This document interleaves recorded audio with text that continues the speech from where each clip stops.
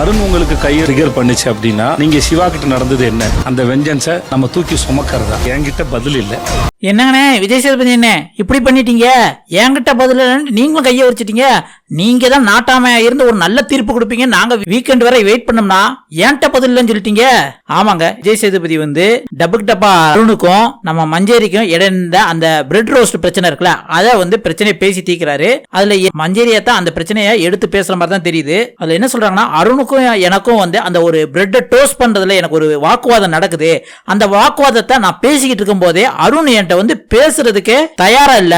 அவர் ஒரு மாதிரி மோக் பண்ணிட்டு கையெடுத்து கும்பிட்டுட்டு என்ன ஆளை விடுங்க, உங்கள்ட்ட பேசுறதுக்கு நான் தயாரா இல்ல அப்படின்ட்டு நவுந்துட்டு போறாங்க. எங்க மஞ்சேரியா அவங்க தயாரா இல்லைன்னா விட்டுற வேண்டியதானே, அப்படிதான் நம்மளுக்கு அந்த டயத்துல தோணுச்சு.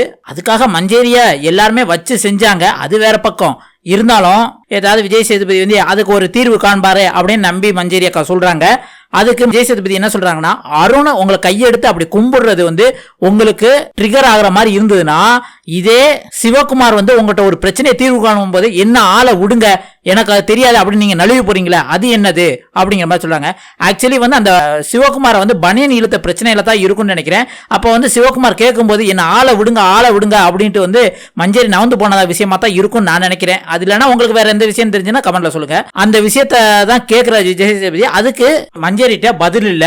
என்ன விட்டு மொத்தமா சேர்ந்து மஞ்சேரியை கொஞ்சம் அடிச்சாங்க, அதை கேட்டிருக்கலாம். பட் இருந்தாலும் அதை கேட்கிற விதமா தான் விஜய் சேதுபதி எல்லாருக்கும் முன்னாடி என்ன சொன்னாங்க அப்படின்னா, ஒரு பிரச்சனை இங்க தீர்வு காண்ற மாதிரி இல்ல, ஒரு வஞ்சன்ஸை மனசுக்குள்ளே சுமந்து அதை அப்படியே கொண்டு போய் ஒவ்வொரு பிரச்சனையா நீங்க கொண்டு வரீங்க, அப்படி கொண்டு வர மாதிரி இருந்ததுன்னா அதுக்கு எந்த பதில் கிடையாது அப்படின்ட்டு விஜய் சேதுபதி கையை உரிச்சிட்டாருங்க. அப்பனா விஜய் சேதுபதி இன்டைரக்ட் என்ன சொல்றாரு, மஞ்சரி வெஞ்சன்ஸை வச்சுதான் இந்த கேம் விளையாண்டுட்டு இருக்காங்களா அப்படிங்கிற மாதிரி நம்மளுக்கு கொஸ்டின் வருது.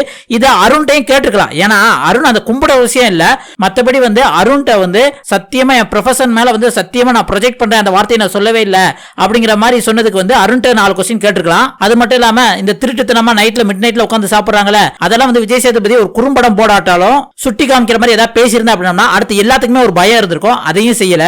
ஆனா ஒண்ணு மட்டும் நமக்கு உறுதியா தெரிஞ்சு போச்சுங்க, இந்த வாரம் பிக் பாஸ் வீட்ல வந்து எவிக்ட் ஆகி வெளியே போனது யாரு அப்படின்னா சிவகுமாருங்க.